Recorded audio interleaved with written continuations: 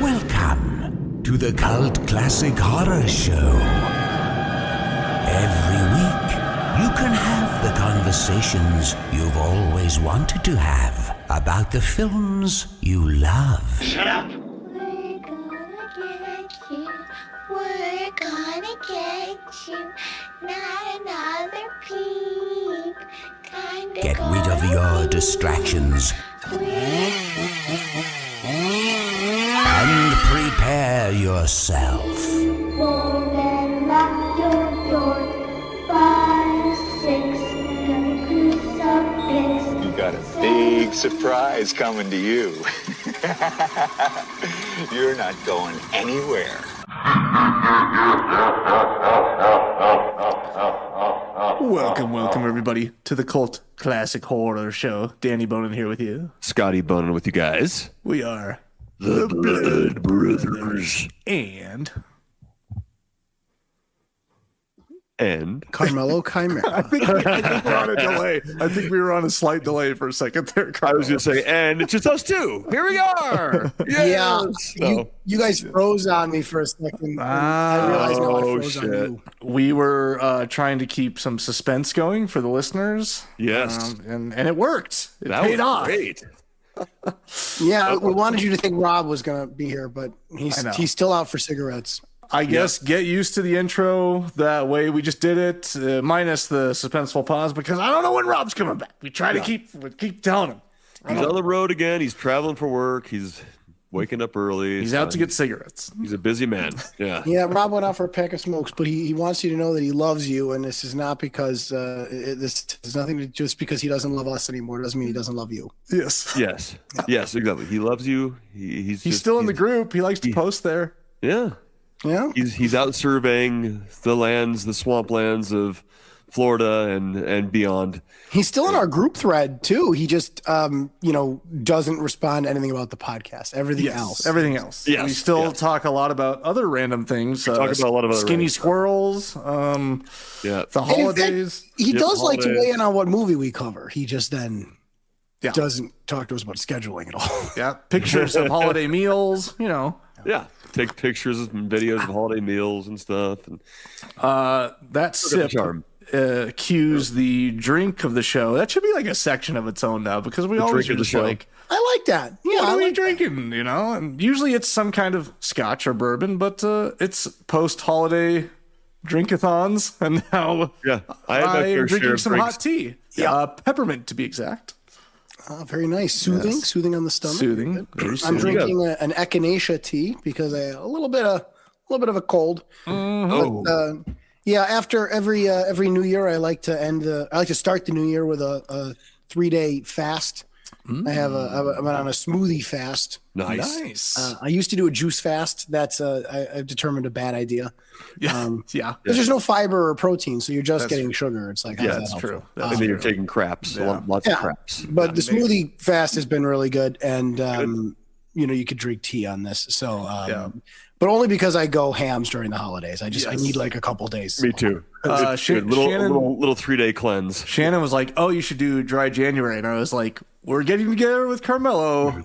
We cannot have dry January." Yeah, no. I think I'm doing dry January except the weekend. Except the window that we're hanging That would out. be good. Right, exactly right. We cannot get together and not have a I'm drink. doing dry half January. I'm doing dry after. Yeah, it's exactly what I'm doing because we've got pictures to take as well. So I think I'll wait and then I'll go really hams the night after the picture. Yeah, Yes. the night of Yeah. because we're gonna go the night of the pictures. I think we're gonna. That's grab right. A drink. And We'll a take the cigar. pictures, nice and sober, good clean living, and then after the pictures, we'll have some drinks. Just filthy debauchery. Yes. Just I mean, most Yeah, because depraved.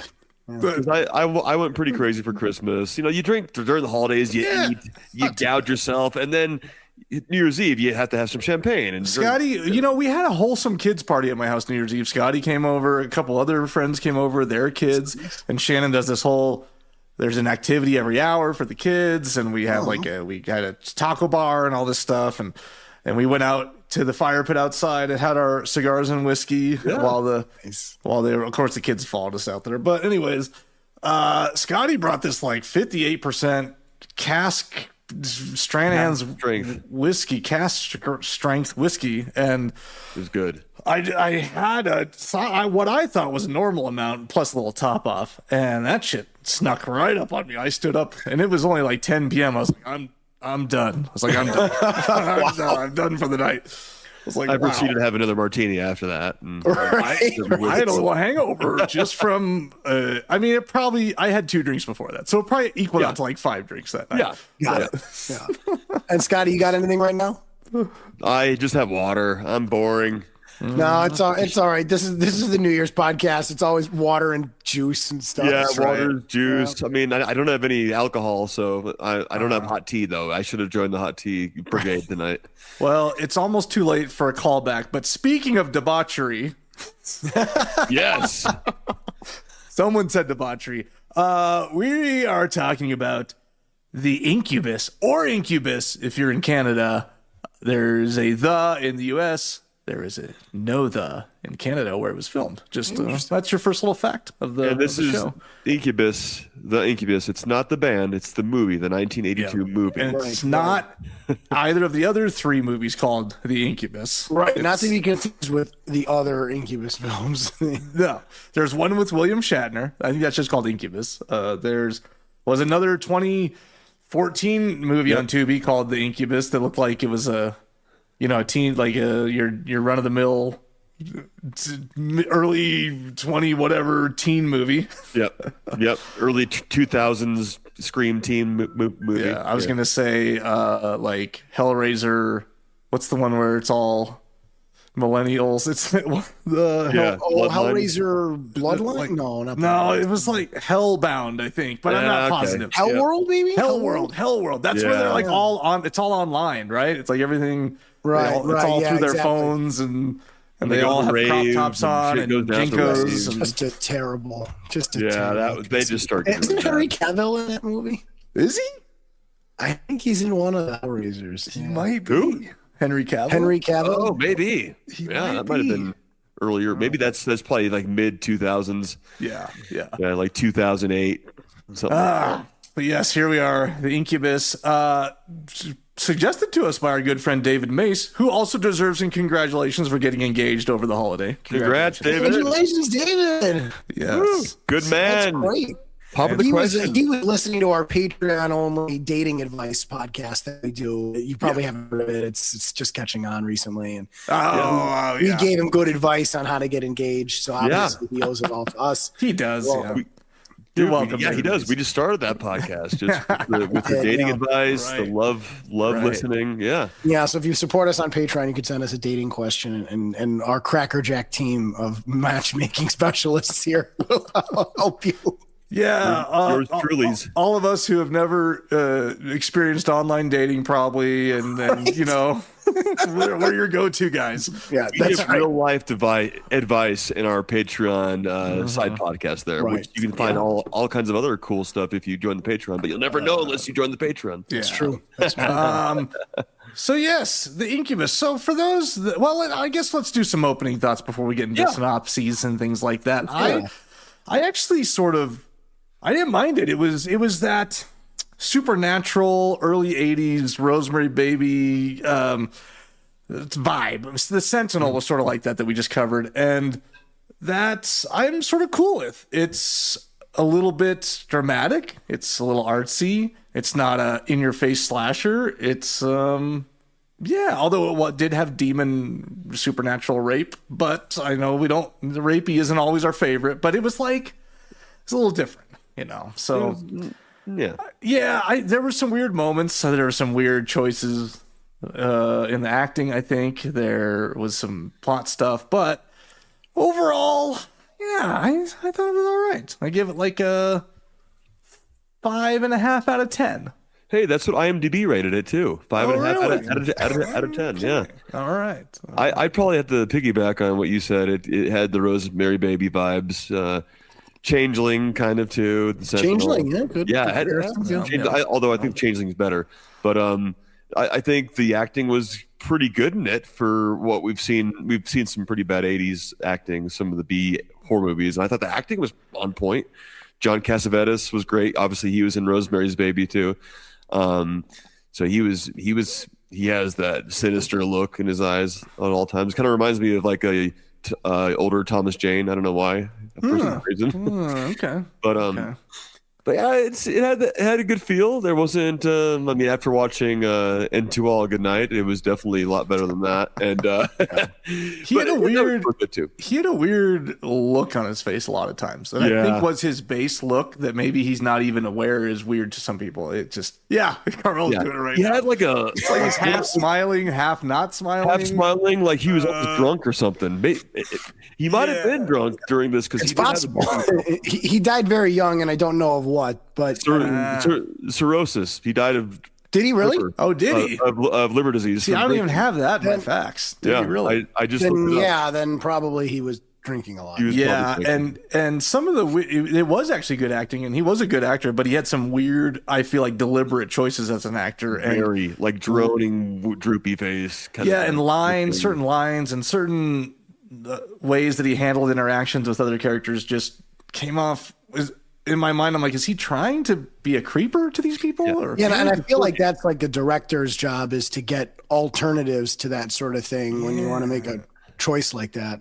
I actually thought I know we're getting ahead of ourselves, but when he's laying in bed and his daughter goes to kiss him goodnight and he almost like turns to kiss her on the lips, I thought that's the route they were going now. Like, oh, they're going to do this like crazy dad-daughter love thing now. I thought that was going to happen. They just brushed past it, and it was obviously like a choice he made. I'm like, what the fuck is he doing? I thought he was going to go in for another kiss, and they were going to creeping on his daughter. I was like, whoa, what's happening?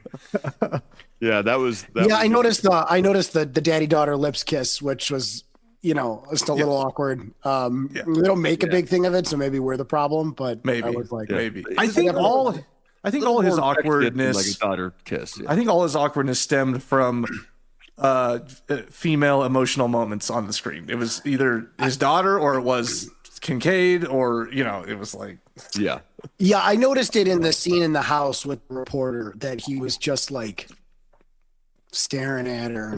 Dude, that scene. Staring at her. Yeah, and she's like, "Can I have a drink?" And he's like, "No." But then a minute later, he's like, "Well, I need to get back to work now." It's like, I thought he was gonna seal the deal. But, dude, that scene. I know we're getting ahead of ourselves, but that scene, that awkward exchange from Sam, his name's Sam, and Laura Kincaid, who's the reporter / journalist. That was one of the awkward scenes. It was kind of unsettling to where it was unique too. They just appear in that I guess we're gonna get, but when they just appear in the house from the cafe, there's no traveling. They're just like, what is he like? Let's go to my house. They go there for 5 minutes. They just start to try to kiss. He says she can't have a drink, and then they leave the house. Yeah, and that's a choice. Cassavetes can seal the deal. He's a pimp. Yeah, I agree with you guys. I like this movie. I thought it was pretty good. I liked the satanic 80s vibe. There was a couple of like super extreme Dutch angles at some points that I'm like, I actually like them better than normal Dutch angles. Like, if you're going to do it, fucking do it. I actually did agree. I forgot to say that in my thing. There was some good cinematography where I actually was like, oh, that was a good shot that they did. Yeah, there's some good shots in there. Dude, the wheelchair under the door, man. That shot. That was a good shot. That was very good. And then there was some good gore. The guy who gets killed in the barn and blows his foot off and stuff. That was really good. That was cool. The subject matter makes me really uncomfortable. I don't love rape movies. I get we're dealing with like a sex demon. I don't love it. I do like that most of it is off camera. Almost all of it is off camera. So they do get kind of artsy with some of the attacks just to like let you know they're traumatic. And I think that was creative. They could have done a lot worse with this subject matter.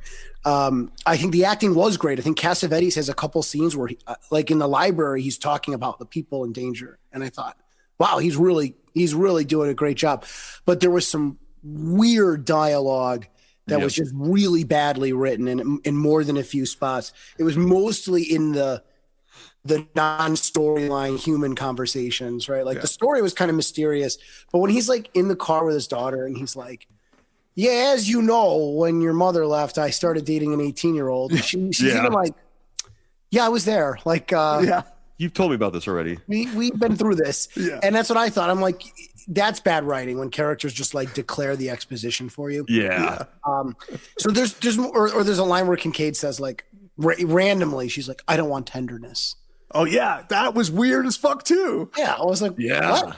But you know what? Scotty said something, and did I freeze again? I feel like my internet's shit tonight. Actually, right at this moment, you're good, but you were freezing before. Was I? Yeah. So Scotty said something a second ago when he described Cassavetes as unsettling, and that you actually gave me an idea, Scotty. I wonder if the choices that Danny was talking about, which indeed were bizarre, I wonder if they were trying to make you wonder if he was the killer, because there are some weird flashbacks about his ex-girlfriend, and they never really resolved the plot point.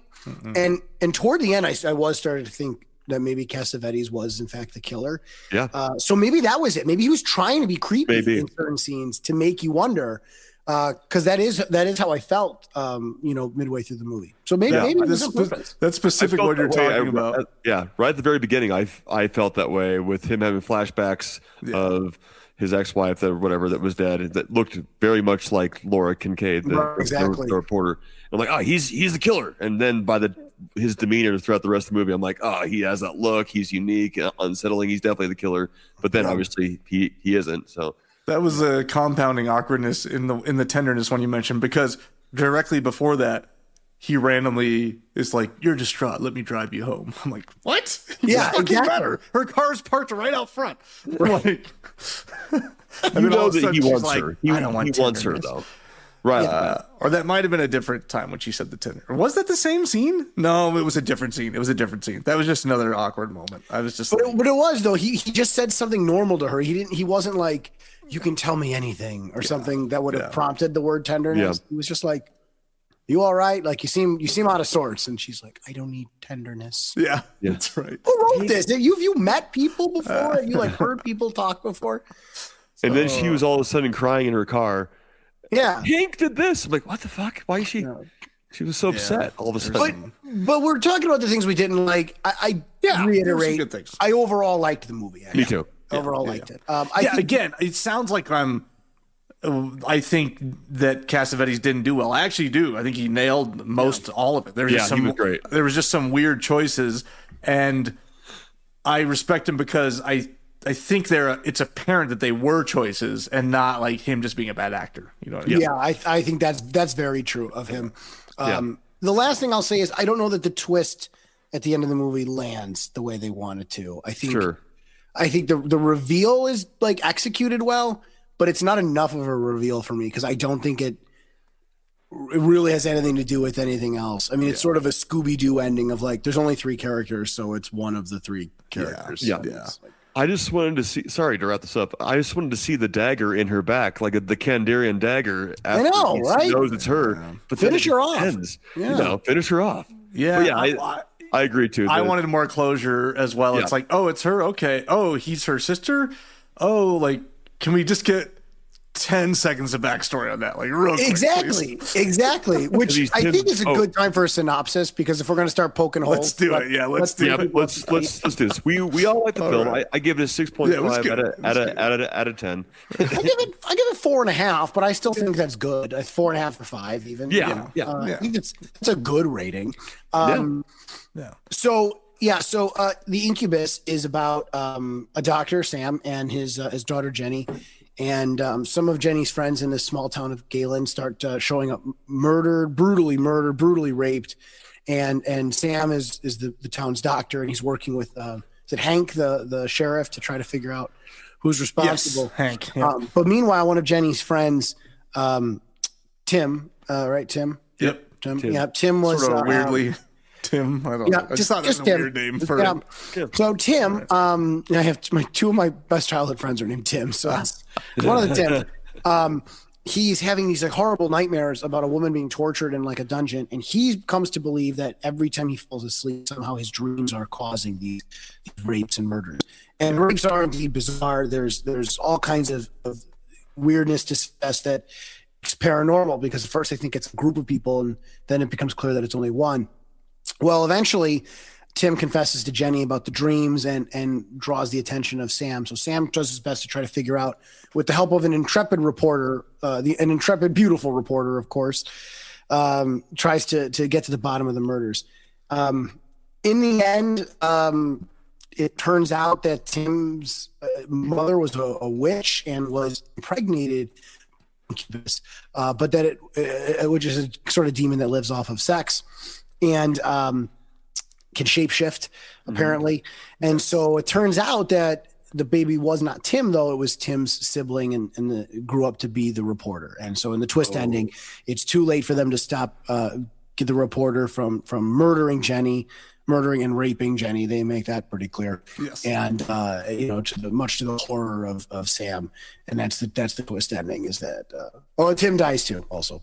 So yes, falls on the Kandarian dagger. And tries to kill her with the dagger and just blows it completely and just falls right on it. He rolled a critical miss and he rolled a natty one and just fucking ate that dagger. Dude, what the fuck, man? I don't know any of your nerd culture. I can't relate. I promise there are some listeners out there who appreciate that. Which, see, this kind of confused me at the very end of the movie. Like, I guess it's portrayed that she's his sister, but I didn't like get that right away until. Yeah, I agree with you, and that's what I was trying to say before. I don't think there's anything in the movie to suggest they're related, to suggest that he has a mysterious past. She mentions foster parents, and that's it. And I think they don't even introduce the idea that he has a sibling until the scene before. Yeah. Right? That's what Sam's the one who's like, well, maybe you have a brother. Maybe you're not the killer. And like, that's an interesting theory. And that should have been introduced about Act 2. Like, it should have been about 20 minutes earlier to be like, oh, there's another person we're looking for. And it could be anyone. When you call the twist the scene before it, it's not a twist really anymore. Now it's just, I don't know. Because then the movie's done with, and you're like, wait, but the twist, I need more. Well, and it was just so last minute. I don't even know if she was in focus on the screen. It was like out of left field. Who even said it? Was it him? Or was she like, someone said, you're my sister, or I'm your sister. Yeah, that's what Tim just like freaks out, runs into the room to see Jenny, just runs in screaming, you're my sister. Yeah. And I was like, well, that's it. Like, wait, that's it. Yeah. That's a minute ago, we thought it was a brother, and also an incubus is the male form of incubus, right? So like, I'm like, where did it's usually a male form? Yeah. I don't know. Why is he having these dreams about it? I guess because he's a part of the family. He's having these dreams, and why does the killing happen every time he has a dream? Why? I don't know. It awakens his sister. Didn't they? There was some backstory on that, right? Like that was happening before with the mom, right? 30 years earlier in the town. All this happened before with no suspect. And they had the lore with the dreams and things like that. So I don't know. So I think that was the twist they meant for. I think they meant to introduce the idea that it was a brother, and then you're supposed to spend the movie looking for a male, and then the twist was it was a sister. Yeah. I think that is what they wanted, but you got to introduce those ideas in the right order. Yeah. All right. Well, did you see any numbers on this thing? Yes, I do actually. So the Incubus released November 1981 in Paris, and then it released July 23rd, 1982 in America in Tucson, actually.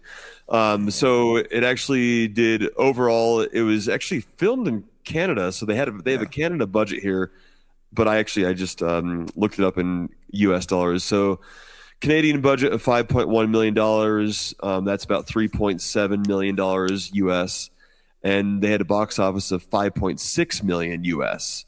So yeah, I guess they made a little over $2 million on it, and for back in '82, that was considered a success to make a couple $1 million bucks. But I believe it was. Maybe you have more information on that. It was filmed in Canada. It was filmed in Canada for Wisconsin, and they actually released it sort of territory by territory within the U.S. So Tucson, Arizona was the first region they took it to, and then they saw how it did, took it to more regions, and Yeah, and of course they released it in France or in Paris first.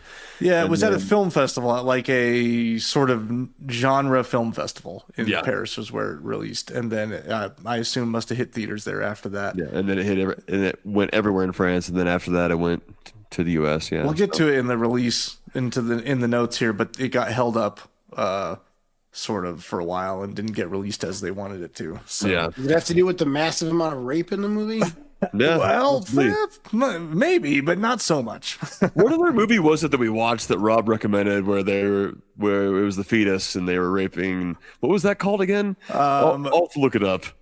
We watched it. Yeah, there was just like one part where there's like some weird. Oh yeah, the fetus. Wasn't that Anthropophagus? Anthropophagus, I think so. Yeah, he eats that's right. Anthropophagus. He rips the like baby out and eats the fetus. Yep, that's right. And they're in like a cave or something. Yep. I actually, the rape thing about this is obviously a very sensitive subject, but it took me by the second murder, after the first murder happened and everything, I didn't get raped from that. And it wasn't until they were with the doctor and he was like, "Oh, she was raped." I was like, "Huh?" Yeah. Maybe I just completely missed it. No, I don't think you did. I think they never show anything that looks like rape. They never, there's maybe one scene that's sort of a POV that is the closest they get. And a lot of the victims getting their clothes like ripped apart. That's true. But very, very, there's nothing other than like the thing appears, they scream, we cut away. All the rape is just talked about. And I think if they had shown all, like 7 characters get raped. I think if they had shown that, it would have been unwatchable. No, yeah, of course. But so, on their part, I think if they, certainly after watching most of the film, if they never mentioned the victims were raped, I probably would have eventually got that idea in my head, but it would have taken a while. It's definitely them just talking about rape in the hospital that I was like, oh, they're being raped. Oh, yeah. Okay. Yeah, they never go like over the line. It's not like disturbing. That they draw a fine line there. So it's not like it's not like I'm like, oh, fuck this movie. It's just, shit's happening and you don't really see a creature besides when you see his arms that one time when he pulls her legs from underneath the stall. Yeah, you see it later in the climax. Later. But he looked okay. The creature looked okay. Yeah. Well, let's jump into some of the key players we have here. We have John Hough. Hough? I don't know how you say his last name. He's a British director. Hough. You got me. Oh, I'm going to say Hough. John Hough. We're all going to pronounce it differently. I'm going to take Hugh. Okay. Hugh. I like Hugh. I think Hugh. John Hough. John Hough. Okay. I like that. I hope it's Hugh. He had done some work in the horror genre. He had earlier made a name for himself in hits like Twins of Evil for Hammer Films. And the chilling The Legend of Hell House. So, of course. We've covered that. We have covered that. Yeah. Classic. He also showed some range by directing the original Disney Witch Mountain movies in the 1970s, which I never watched. Yeah, nice. And the Watcher in the Woods, 1980 for Disney, which I'm not familiar with either. But nice. Yeah, so experienced, came along to do this. They wanted someone that could deliver the suspense and creepiness, and given his horror credentials, they thought he could handle it. We also have Ray Russell, who is author of the Source novel. This movie is based on a 1976 novel, Incubus, by Ray Russell. He was sort of an established horror writer. He had done stories for a lot of films. He wrote a script for Roger Corman's X, The Man with the X-Ray Eyes, and adapted... William Castle's Mr. Sardonicus and The Premature Burial into movies. So I've never really watched those either, but there you have it. But yeah, his novel was a shocker, obviously, with all the demon rape. Yeah, I bet reading that novel. It was a popular occult horror novel. Then we have Sandor Stern, the screenwriter who would later become uncredited. We'll talk about that in a minute. He wrote the initial screenplay. He was known for working on the Amityville Horror, 1979. Oh, nice. Oh. Yeah, so had a good eye for it, wrote it all together. But actually, in the credits, you'll see George Franklin. I just saw that right now. I'm like, what the heck? It says George Franklin. Yeah, as the screenwriter, and that is a pseudonym. There is no one that exists that worked on it named George Franklin. Mystery. It's kind of funny when I hover over George Franklin, Sandor Stern comes up. Really? Yeah. Okay. In like Wikipedia. Well, it's not really. We don't even really need to get to it. Well, what happened is Cassavetes came on board, and meetings between him and John Hough, they basically rewrote 80% of the script while filming or previous to filming certain scenes, just throughout production. John Cassavetes. Cassavetes was really well known at the time. He was he is known for independent filmmaking. He's financed a lot of his own films. Yeah, I saw that. Also, highly respected actor. He directed art house classics like Faces, 1968, A Woman Under the Influence, 1974. He acted in Rosemary's Baby, The Dirty Dozen, 1967. He would occasionally take acting roles in commercial genre films as a way to fund his own passion projects. Nice. And so he's sort of accepted this role as an easy paycheck, but then quickly dove in and really did his job. Yeah. So I guess his style with his own films was very off the cuff, very ad lib. He liked to make the scenes feel very real, and so whatever that meant for the characters in the moment, he didn't mind rescripting things and doing things differently than what was on the page. And I think that's just what he brought to this production. And by the time it was all said and done, they had redone 80% of it. So I'm bringing my own flavor to this anyway. So see you, man. So Stern, did I say that right? Stern, Sandor Stern, upon viewing the final cut or whatever working script, took his name off of it. He was like, I don't want to be on this anymore. I'm not the writer anymore. And that's when they used the pseudonym George Franklin. I don't know why Cassavetes or John Hough didn't want to be credited, but they didn't. I wonder if were they in the guild? It could have been because of Writers Guild type things, or it could have been that they didn't want their name on this horror film. I don't know. So, or they just want it separately. I don't want to have two. I just want to be known as the actor and be known as the director. Yeah. The other key player is Stephen Friedman, the producer. He had a track record of successful Hollywood films. In the 70s, he produced The Last Picture Show, 1971, the Paul Newman hockey comedy Slapshot, 1977, and a thriller called Eye of the Needle in 81. So he brought sort of a gravitas or legitimacy to this project that people saw at the time. Nice. So those are sort of who got it put together. For pre-production and casting, the financing. So it's funny, Carmelo, because this is literally what Carmelo does these days. This film was filmed in Canada and put together because at the time, and I don't know what it is now, but they had amazing tax shelter incentive programs in Canada. Yep. Yeah, they had a very similar program to what we have in the United States, actually. Really? Do they still have it? I don't know, actually, and I'm so ingrained in the U.S. side of it that I've not looked into the Canadian law. Yeah, sure. Interesting. Well, it was filmed. So this would be early 70s, 80s, or late 70s, early 80s. It's funny because it reads just like, what you pitch now. They had a tax incentive that encouraged investment in domestic film production and was backed by a lot of investors looking for tax breaks. Yep. That's it. That's what I do. Yeah. So those of you out there that need a big tax break and want to be a part of a film, hit us up. Yeah. Armin's got you covered. Because that's what we do these days in the U.S. But apparently they had a similar program back in the 80s in Canada. Yeah, that makes sense. There's no way we invented it. I'll tell you that. Yeah.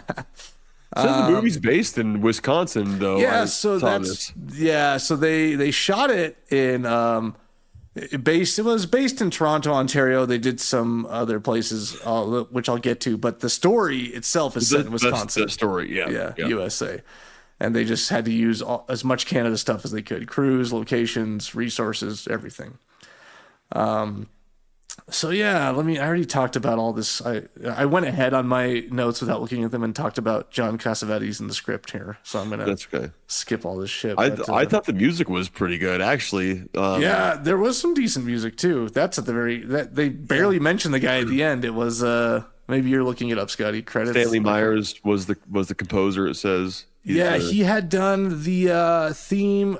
He did over 60 films and worked with filmmakers. And let's see, he's best known for his guitar piece, Caventina, composed from the 1970 film The Walking Stick, and later used as a theme for the Deer Hunter. Yes, that's with what it was. Robert The De Deer Niro. Hunter. Yeah, he it's the did theme for the Deer Hunter. Yeah, theme for the Deer Hunter. That's right. It had some, like, the very beginning had a little Evil Deadish, like their very beginning. Oh sound. yeah, I saw that. Yep. And then even some like Shining stuff in there. Did you watch a little bit of the credits? That had a major Evil Dead vibe to it. That a wind sound. Yeah. The wind and the stuff. And the credits were like the creepiest part of the whole film. Yeah, it was very creepy. Yeah. Oh, holy shit! Oh, speaking of creepy, Christ on a cracker! My God, that means it's time for the horror halftime. Yes, here we are again, horror halftime. So we haven't had really any participation in the horror halftime memes. I'm gonna blame it on the holidays. That's all right. So not a lot of fruit around in the what was that movie we watched together? Oh yes, To All Good Night. Everyone was skipping out on that one. I don't blame you. Yeah. But so this week we still got to give something away. We're gonna give it to our good friend Jason Purcell once again for comforting us with cigar picks and Scotch bottle picks. Yes. And he keeps sending. Great fan, support. We love it. Yep. And I told him he's got to come hang with us sometime. I said maybe next time we're shooting something in the woods in Chicago, he can come hang out for a day or two. It's like Iowa or something. I think we'll be doing that in late May, early June. Something. Yeah, exactly. I sort of was telling him that, so we'll see. But yes, Jason, I know you'll be listening, so just shoot me a message. And I am down to where I don't want to give away some of the Blu-rays I have now. So I will send you some gear, a t-shirt, whatever from the Cult Classic Horror store, which is at cultclassichorror.com. If you guys ever want to grab a podcast logo shirt, or we have all our inside joke shirts there that Aaron Garcia mostly has graciously designed. Some are we designed, but they're awesome. So go check it out. You see our episodes there and the store and all kinds of cool stuff. Yeah. So shoot me a message, Jason. We'll get you set up. All right, that concludes the horror halftime. Yes. Yeah. I do see that the composer Stanley Myers was also nominated for a BAFTA award for best film music for "Wish You Were Here," which he collaborated with Hans Zimmer, his mentor Hans Zimmer, with. His mentor, Hans Zimmer. Yeah. How old is Hans Zimmer? Yeah, what the fuck is that all about? That know. Seems like he would predate that. Like he would be Hans Zimmer's mentor. Yeah. Hans Zimmer's mentee. I know. That's what I would think. Okay. He was. I mean, maybe he was just an older composer, and Hans was just he's a little younger, but he's just better. So he looked up to him, even though he was. Maybe that's it. Maybe. Okay. Well. All right, well, back into it. Carrie Keane played Laura Kincaid. This was her feature film debut. Was it? Really? Yeah. Too. She's Canadian. Yeah, sorry. What do I know her from? Because I tried looking at her IMDb. I can't find where I but I know that. You think you recognize her, though? Oh, yeah. She was, at the time, she was unknown in movies. She had appeared on Canadian television. She was even a host of a popular kids' TV show, it said. Then later on, or right after this, she did a Canadian horror film called Spasms in 1983. I didn't look past beyond that, so I've never heard of Spasms. Is there anything in her IMDb that she was the main character in Hot Pursuit TV series? Distant Thunder. With our friend Martin Cove, I think, isn't that? Is he Hitting Home? Did you? She looked familiar. She might have been the like at first she did a pretty good job, but she might have been. I could kind of tell maybe it was her first thing. She had a few lines that were. Yeah, but she's very, very good looking for sure. She is. Very she pretty. was. Yeah, She did pretty. She did decent. Yeah. I she did wonder all right. if the acting though is because some of the lines she delivered were just awful. Like, Yes, that's what I. you know, I mean, the only thing less sensitive than three men doing a podcast about a rape movie is the three men who wrote the script trying to write dialogue for the women in the rape. Yes, You can just tell she talks like a robot. Like she's like never talked to her. Yeah, and you want now that we've learned about all these Cassavetes Hugh rewrites on the spot. I wonder how much of it was written in the script by Stern, and how much of it was Cassavetes like had this vision in his mind and saying you should say it like this, and our exchange should go like this, and then meaning well, and then maybe she delivered, and he was like, "Ugh, that wasn't what I wanted." Right. You know? Yeah, with that many cooks in the kitchen, it's hard to tell who's responsible. You know? yeah, totally. Yeah, I did read that although Cassavetes was very active in these rewrites and had lots of ideas about how the scene should play out, and in fact, like even just redoing whole back and forths between characters previous to filming them. Yeah. I did read that him and Hugh still got along, and Hugh still was like guiding the overall vision, and there wasn't like a power clash or anything. So that's good. Yeah, that was good. That's good. But I don't know if it's because Hugh used to was directing, wouldn't he? Like he became a director. Yeah, he directed a lot of his own independent films. Okay. I don't know that if he ever then did anything large like on this scale, but it did say that he was Academy Award nominated as a director and actor for some of his art house films. So, okay. Oh, nice. or for like one of them or two of them or something like that. Wow. So, dude, this lady Carrie Keane who played Laura Kincaid was in tons of like early 90s to early 2000s stuff like Star Trek Next Generation, Matlock. There it is, Carmelo. Yeah, Beverly Hills 90210. Star Trek. Star Trek. Oh, I was going to say Matlock.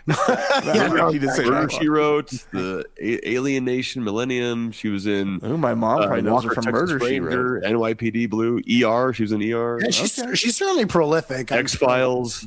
Yeah, she's been in a bunch. Criminal Minds. Okay. So that was her feature film debut.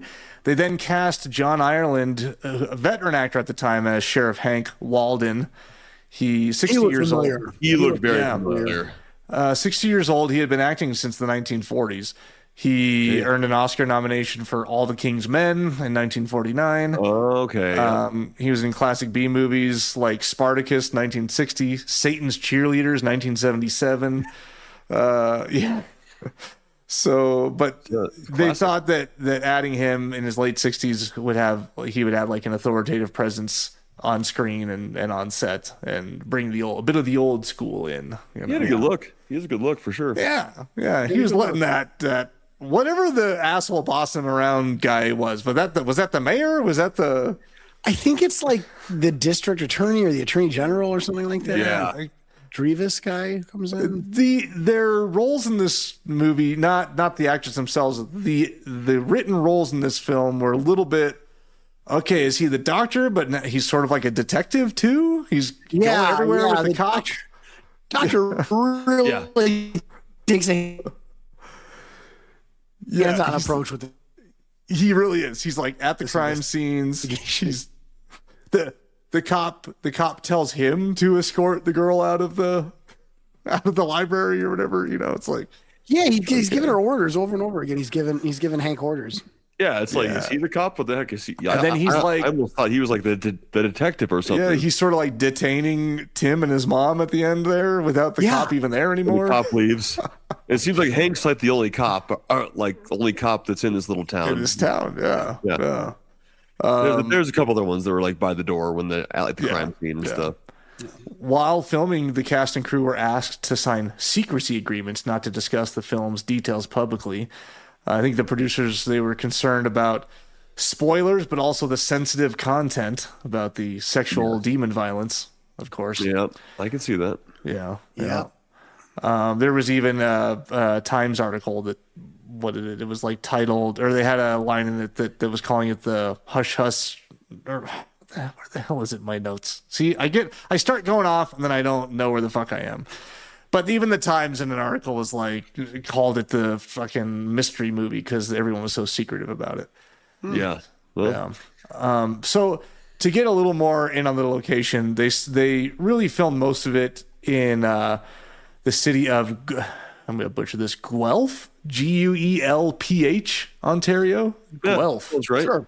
I don't know. Yeah. Guelph, common spelling. Come on. Guelph. Yeah, Guelph. Yeah, Guelph.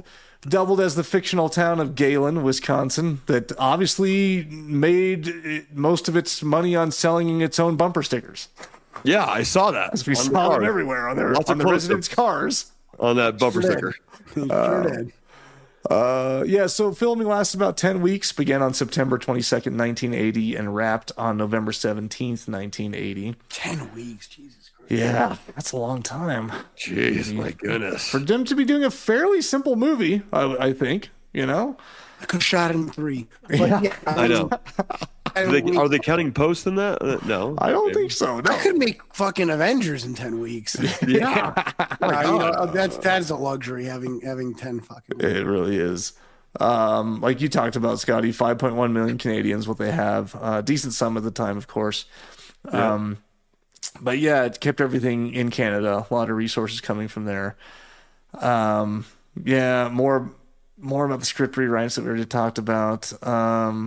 Yeah, I mean, it was comparatively low on the gore and nudity. It seemed like they went all out with that one kill that we all liked in the barn. With the shovel to the neck. Shovel. That was badass. That was really cool. Yeah. That whole sequence was... The whole sequence was great because then there was the blood under the door and the POV shot from the wheelchair wheel and stuff. Yeah, it was great. That probably was the best sequence in the whole film. That location sequence. Yeah, it was very scary, and they didn't show what happens to the woman in the shower, but like glass shower doors breaking and you're slippery and covered in water and soap, and just like you know it's bad, and then you know that she fell like sliced her neck. You just know she's getting cut to fucking ribbons, and they don't have to show you what happens. It's for you to know. Yeah. I thought the scene where the librarian, I guess the museum worker librarian. Yeah, that was scary. That was pretty scary with like her getting thrown through like the bookshelves and all. Yeah. Dress I ripping thought out. her rape screams were a weird choice. They did a weird thing with them. They did like a reverb repeating thing, and there was like slow motion. And so they did that little thing at the end where they reverbed it, and that was like in effect. But I just thought her doing the same scream like 4 times in a row, and I was like, it took me a couple screams to be like, oh yeah, she's getting raped. But it's just really it was a little long, but I did like her smushed up against the glass door and like the slow motion, like ripping her body off. That and like the music. That was creepy. That was really creepy. That was cool. That effects they did. I also sort of like the music in the scene we just talked about, the shower sequence. It was this weird. I think for the time was probably pretty progressive, like new age music. Oh yeah, yeah. But like now to us sounds like a retro electronic thing. You know what I mean? Yeah, the rock music she's listening to. Yeah, it was. Thank God it was labeled hard rock music in the subtitles. So that's where my joke comes from in my name. If you're watching us on YouTube, I watched this movie with subtitles on, and Danny's right. The music is so pronounced that the subtitles address it and would put atmospheric orchestral music. just so you know, if you're watching this in hard of hearing, there's some killer fucking sound going on. There is.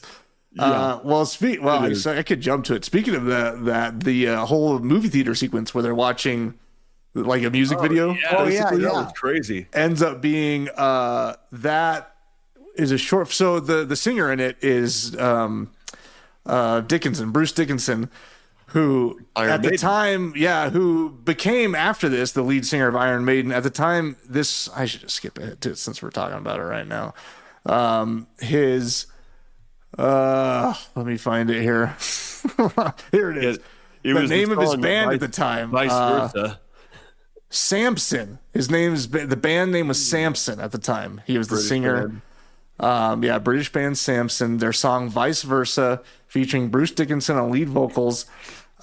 They got away with using it basically because they paid for the rights to use. This was for a short film that Bruce Dickinson made, and in this short film he sings this song, And so they just took footage from the short film and played it as if it would be being played in the movie theater without like paying Bruce Dickinson to come, do all this shit for them and stuff. So, yeah. So it was really, wow. yeah. And so they wanted to have this progressive metal, maybe to attract a younger crowd. But it was an interesting note there. I thought that was weird. That was like a movie, like it almost looked like a theater production. Like, were they really watching a movie, or were there actually people there and like the laser lights? It was very surreal. I did not understand what was going on, and it's intercut with rape. So I think you're meant to be disoriented. Yeah, they never showed a movie theater screen. It just kept showing audience and like projector coming at you. Yeah, exactly. And so then it would show the footage they were seeing, but not in the context of like it being seen on a movie theater screen. Yeah.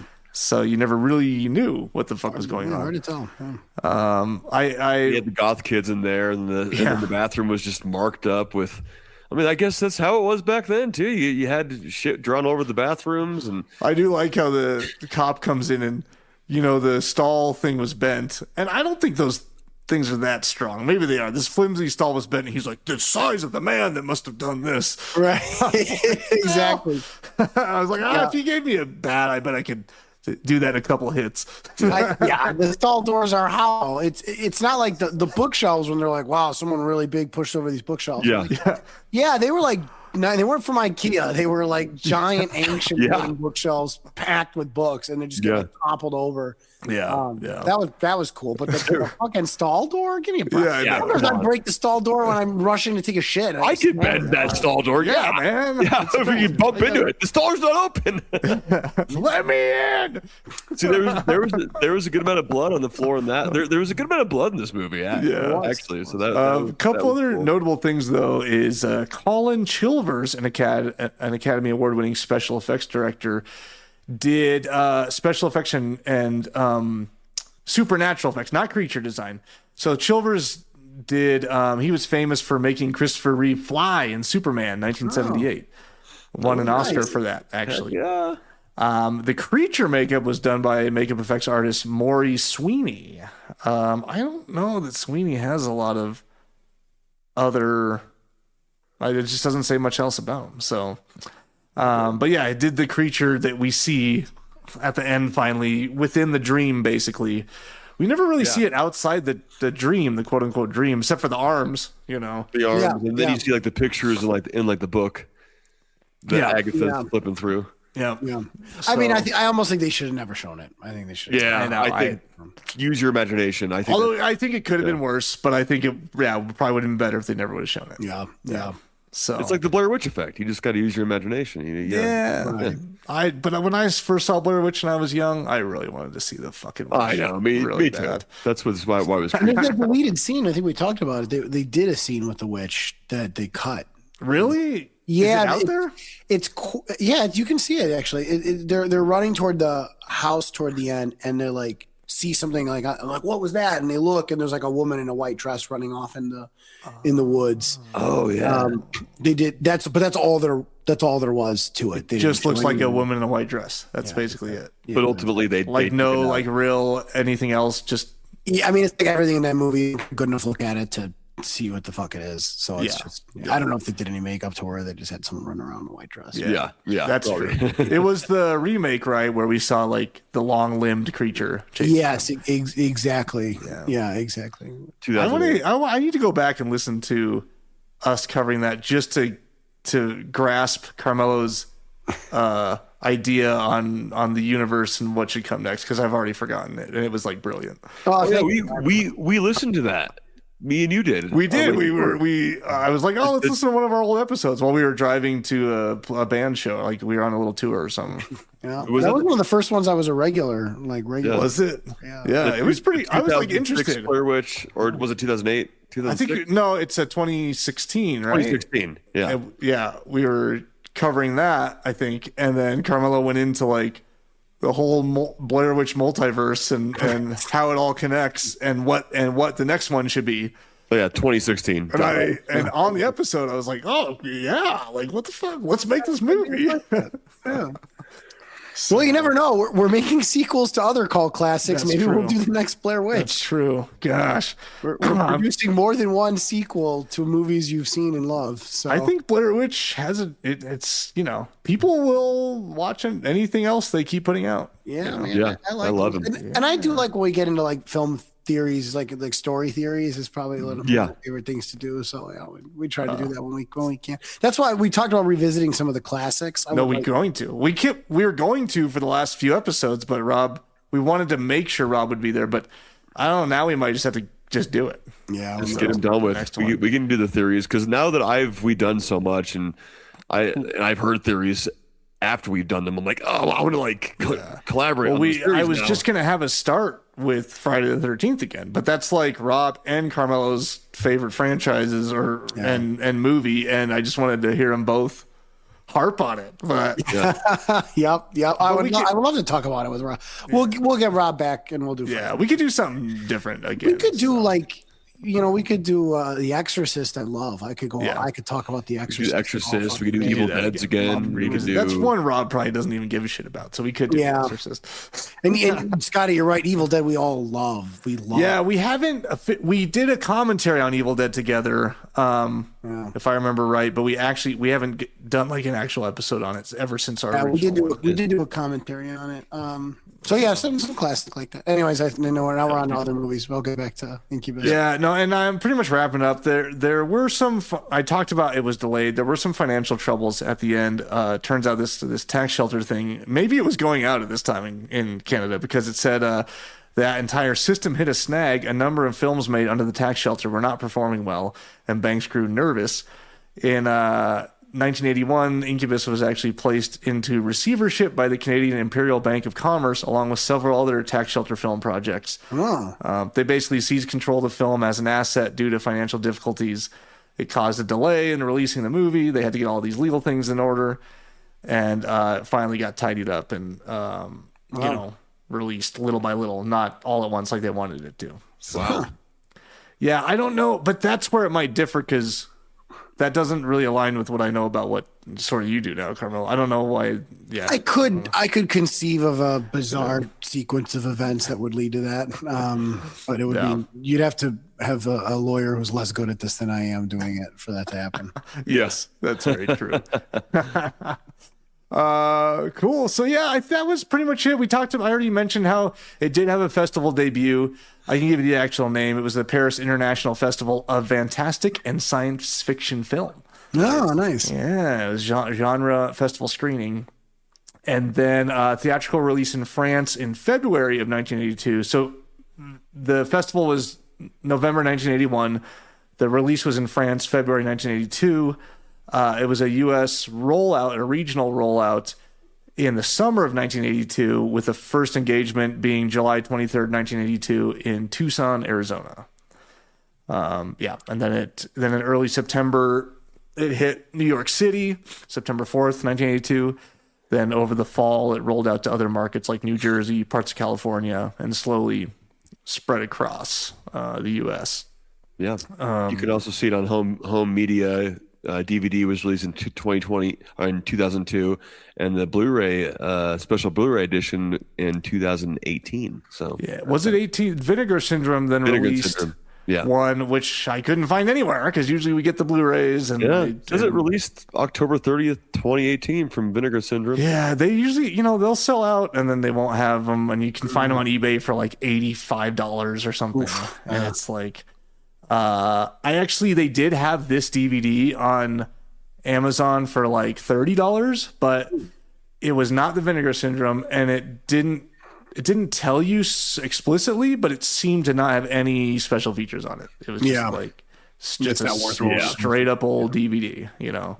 And had it been like $9.99, I probably would have just bought it to just double check and make sure there were no special features, but I wasn't going to take the gamble at like a $32. Not even a Blu-ray. Yeah, it's just for a DVD. Yeah, I've been like purging, clutter from my life. I've got rid of every DVD I have. I actually love physical media. I love it. But I'm got rid of your DVDs? Whoa, good. Well, yeah, I'm like, if I'm going to own it, I want the Blu-ray. The Blu-ray. Yeah. If it's one of those movies I want in my collection, then it's good enough to be on 4K. So totally. Yeah. I highly agree. What's funny is, offhanded, I was just talking to Kathleen, my cousin. You'll know we talk about sometimes if you listen to the show. And she likes to keep up and with the episodes and watch movies as we watch them. And so the other day she was like, do you have Constantine then that you watch? Because she was going to listen to the Constantine episode. And she doesn't like to even pay $4 for things on streaming. She's just like an ultimate, not because she's cheap, like an ultimate conservatist or whatever. She's like likes to just not, support big corporations or order anything from Amazon. Likes the physical media. Good for her, man. So oftentimes she's like, can I borrow the movie you just covered? Because I know you probably have it now. Right. And I was like, yeah, I do have it. And then I was like, wait, I think she doesn't have a Blu-ray player. And then I was like, it's on Blu-ray though. And she's like, oh, nope, I only have a DVD player. You got to get a Blu-ray player. At this point, you can get a Blu-ray player secondhand. It won't help any company. I know. I was like, you got to get a Blu-ray player. DVDs are classic, though. It's like, I know what I'm getting you for your birthday next. Right. Yeah, the only DVDs I kept are ones that are maybe like out of print or movies I love so much that I will replace it when I get the Blu-ray and not before, Yes. Yeah. But you have it for the time being until you replace it. Right. Yeah. I did read that David Cronenberg was originally considered to direct this. Really? Yeah. So that's it. That would have been interesting. Yeah. He didn't have enough horror under his belt at that time. Yeah. I think it would have been a very different movie. They went with Hugh instead. It would have been a very different movie. Was it? And I wanted to ask you guys. I don't think it was, but was Sam's car, that red car, that wasn't a Delta, was it? No. Okay. It was smaller, I didn't think so. I thought it was much smaller. It looked like a Delta at first, like the headlights, but then I think the back, I don't think it was. Really? Yeah. I did like they had a shot of him pulling up to a crime scene with the camera clearly on like the side view mirror. I thought that was a good shot. That was cool. Yeah. Great cinematography in this. There's a couple good shots where I was just like, ooh, cool shots. That was a good shot. Wow. There was a neat one from like the front of the car, from like the front headlight, and like the range of the car going back. I have I guess while wrapping it up, a quick theory question. I want to see what you thought. Cassavetes' character. So Sam talks about how he starts dating this 18-year-old, but then she cheated on him, and then she died. And then in the flashbacks, he's like standing above her bloody body, which is kind of what made me think, oh, he's like a murderer, and you're gonna find out he's like the. But I thought that for a second too. Yeah, but did he maybe kill his ex-girlfriend or his second wife? I wonder if if he did, and I don't know if that's what they wanted us to think. I don't know. Yeah, I don't know. We don't know how she dies, right? They never. No, and I actually thought that it was going to. They sort of ended up leaving us hanging on that, and I thought. I actually thought it was going to tie in somehow. I thought so too. To like the killer or the history. I thought that. I don't know. While watching, I was like, "Oh, is she really her, or is she like related to her somehow?" And the killer, and this is coming back to bite him in the ass, and like what, And then I agree with you completely. I thought all that was going to be relevant. It was not relevant at all. And I thought maybe he did because maybe she looks just like her. She's coming back to like haunt him because remember his daughter's like, Tim's having all these nightmares, and he's like, I'm a little shaken up too, and I'm having nightmares too, and maybe she's like getting into his head because she killed off. But then at least to me, it seemed like she was sort of unaware of these killings, that she was doing them. Yeah, I don't know. I agree with you. She played it off. Yeah, I don't know. I think she was almost unaware. She seemed like she didn't know about it. It was very bizarre, and we don't have a lot to go off there. Like she doesn't know that they were all the killings were channeling through her, and like she would lose consciousnly and turn into this thing. Oh, the same way he does with the dreams. Yeah. That shot at the end though, when he went in to hug her after Tim almost killed her, and he like looks back and sees his daughter all bloody and mangled, and like his eyes and the close up on his eye. Yeah. Like that was pretty badass shot. Yeah. It was very cool. Visually, the reveal was awesome. Yeah. It was only like story wise that wasn't clear. But Danny, I think the more you talk about it, the more I think you're right that she didn't know Scotty, because she's the one who introduces them to the lore and everything. Mm-hmm. She moves the story along further than anybody. That's right. Why would she do that? Yeah. And expose herself. So I don't think she knew what she was up to. Yeah. She goes to the museum, gets the book out.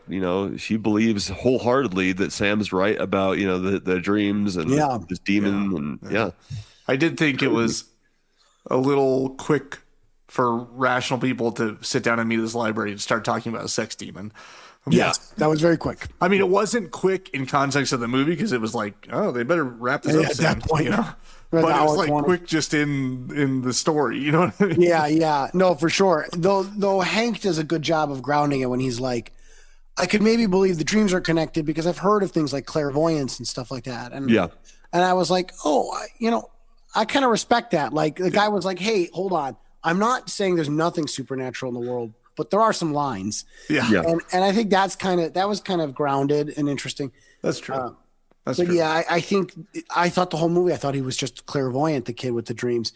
And then it's like, well, he's connected because it's his sibling, which you find out 2 minutes before, literally 2 minutes before the killer. And so that's where I think the twist fell flat. But I think they were trying to put a twist with the old lady too, because she was like, she brought out the book 2 times and was looking up articles. Red herring. She knew something was going on. Mm-hmm. She knew something was going to happen. Like, I wanted more backstory of her, like how the killing is. Like, she knew something was going to happen. She handed him the knife. And to your point, they talk about how these killings happened before, like 30 years earlier. And it's not really clear how that becomes relevant. But like, then I thought, well, maybe that's how Cassavetes' wife died or girlfriend died. But then she was young, and his daughter, remember, the daughter's only 18, so 30 years. But that change would have tied it together then. Is like that's why he's investigating so hard, because his girlfriend was raped and murdered in this brutal way, 30 years earlier. But they don't. That's not what happens. The timing doesn't add up. Yeah. That just would have made all that make sense. I actually thought about that too. I was like, oh, she's talking about 30 years ago. I was like, okay, now his ex-wife's going to come into the story somehow. Yeah. And then she didn't. She did not. Just give you little Easter eggs, but don't really resolve those Easter eggs. So that's it, I guess. Yeah, that's it. That was good. That was the Incubus. David Mace, I hope we did it justice. Thanks for recommending. I know you have a couple more recommendations we'll still have to hit. That was fun. That was a cool little. I'm glad we covered it. See all these horror movies that are little gems out there. I never even heard of this movie. I didn't even know it existed. Me neither. Never heard of it. Yeah. So we should do Swarm. I could look at that Kincaid woman a little bit longer. Yeah. Oh yeah. She's in that. Okay. Sure. I could too.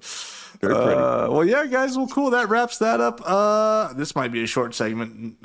Let's move on to what did you watch?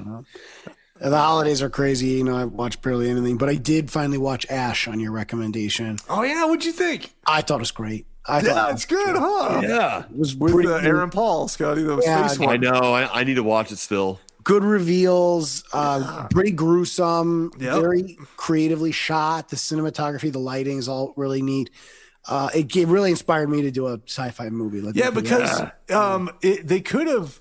What I like about it, I think I mentioned this when I recommended this to you, is that they obviously didn't have a huge budget. Yeah. So, but instead of like going all out and trying to make it look like they did with the sci-fi, they chose like a stylistic, almost stop motion style with some of the like sci-fi stuff. They did. I think you're right. The sci-fi is simple. When you see like the alien planet, that's probably all green screened. Yep. And that all looks really good because they didn't do anything crazy. It's just like a barren wasteland. The stuff that is kind of crazy, like in space, looked really cool. So it's like I think they built a spacey looking set. They lit it, in spacey colors. When they showed outside, it was green screen, and then the only thing they really put a lot of money into is the suits. They're awesome. I swear there was something I'd have to rewatch because I'm forgetting it, but I swear there was like a couple of things that happened in it that looked like these intentional, weird, almost stop motion choices. Like I don't know, I picture him like using some kind of 3D printing appliance or something. Some kind of futuristic sequence where I was like, oh, they made a choice here with that, but I can't remember what it was. But this is the robot arm. There's like a medical robot arm in there. Maybe it was something like that. Well, in any case, I think they did a good, either through choice or by force, they did a good job of making a sci-fi movie that does not look cheap, even though I can tell they didn't have a huge budget and they spent most of it on Aaron Paul. Yeah. There's like 4 people in the movie, right? There's like 4 or 5, which is again genius. Like this is how you can do. We've talked before, but like we want to make a sci-fi movie, and I want to make. You can make Alien, right? Like you can get. I want to do miniatures. I think you could do miniatures. Miniatures are coming back. Mm-hmm. Yeah, and we've seen it. The movies hold up. So. For sure. Yeah, they've dumped it into effects. It had a. Didn't you think it had sort of a The Thing vibe to it? It had strong The Thing vibes. Yeah, absolutely. Yeah, I gotta watch it. And turning it into a little bit of a whodunit was a neat twist to sort of like trying to piece together everything. Very cool movie. Yeah, it's pretty good. You gotta watch it, Scotty. I'll go on that. I'll piggyback on that as far as sci-fi kind of that you guys recommended that you couldn't believe I watched that I didn't watch. I finally watched Prey.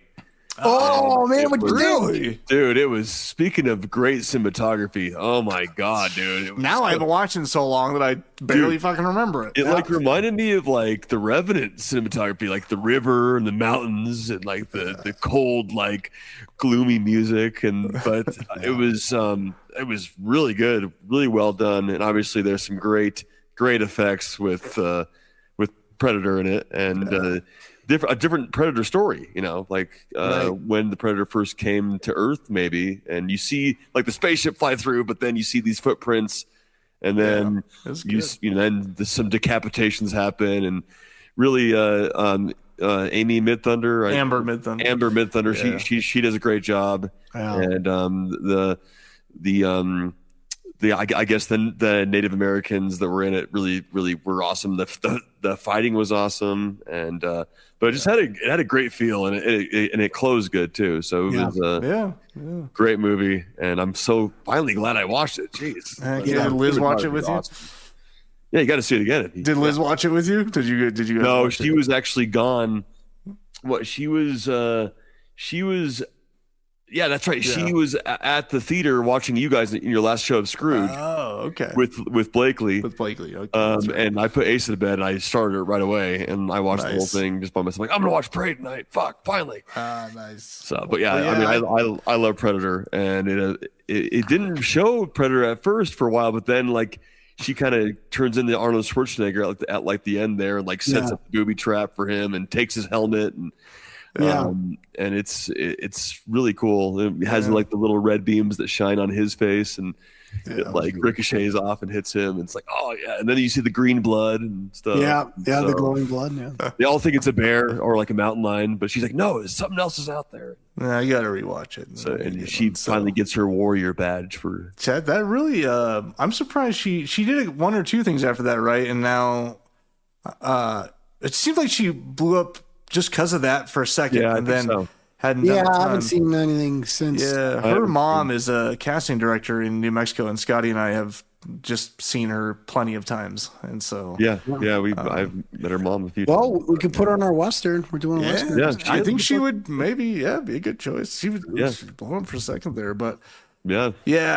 But as far as watching things, I didn't really watch shit. I watched, this has nothing to do with horror. I watched F1 2 nights ago. Was it nice? Brad Pitt. It was actually really good. It's one of those, like, it's a Jerry Bruckheimer racing movie. Hans Zimmer did the music. I want to see that. I got Javier Bardem, and, so it's just epic.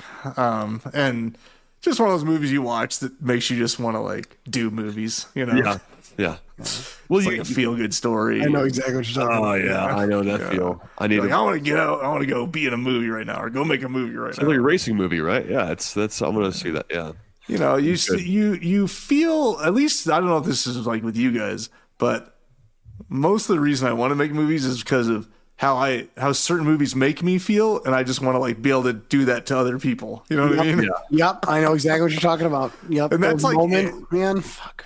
Yeah. And that's like it. It's not like, I make all this money. Like, that's nice. I want to be famous, or I have to be known as this like director or actor, or I have this message I have to get across. It's like, no, none of those. I just want to like nail a movie where someone watches it and they get the same emotions that I get from watching some of my favorite movies. Me too. You know? Or I get that way too. Like Prey or like the Revenant. I'm like, I want to go and like swim in that river and like be all grisly looking and like take down that bear. And I want to do those things. It looks so fun. Yeah. So you said you watched Smashing Machine too. Oh, I did. Yeah, I did watch Smashing Machine. I know it's terrible, but what the movie itself was decent. It was like sort of a dramatic slow burn, which is fine.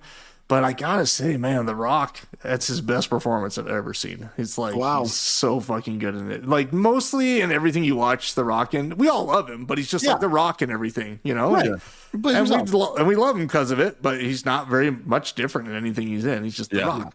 Yep. But not this one, man. He used prosthetics. They sort of transformed him, and he's because he plays an MMA fighter, you know, and early on an MMA fighter. So yeah, they had to give him like messed up sort of dome and cauliflower ear, and he's just like very.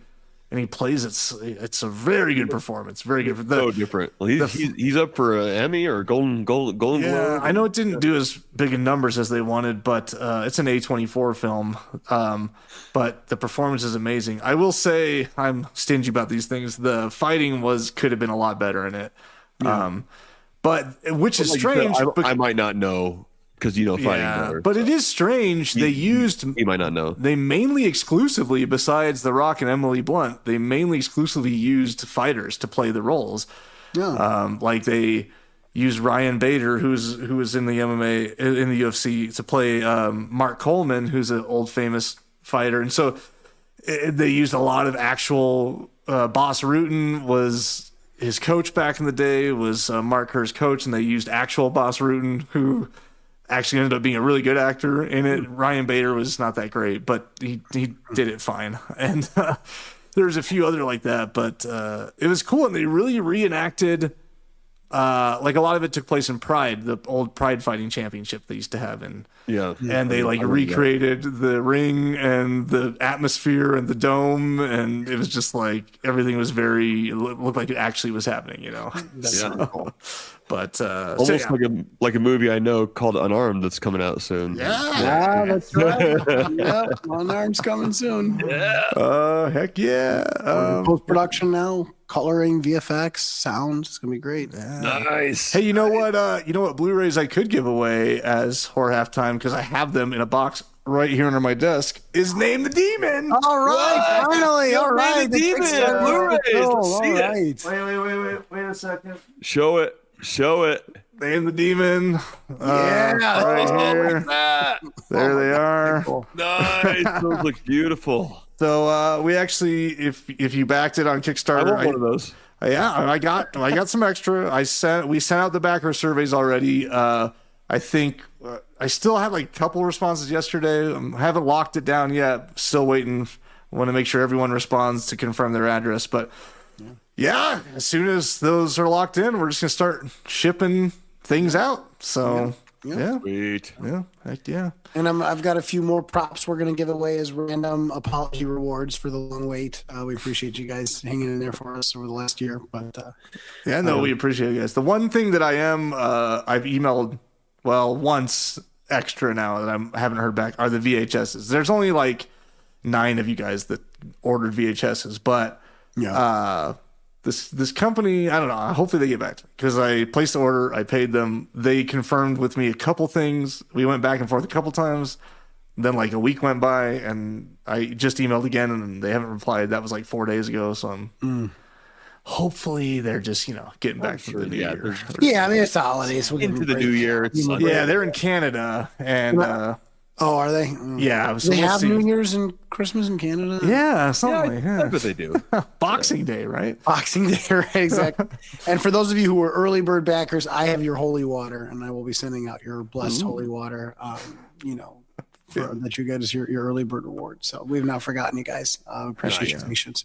Hell yeah. All right, guys. Well, thanks for joining us. That's it. Make sure to rate and review on anywhere you listen to us, and we'll be back in a couple weeks. I don't know what we're covering yet, but maybe we will revisit a classic. Yes. So we'll catch you guys next time. See ya. Later. Don't you blame the movies. Movies don't create psychos. Movies make psychos more creative.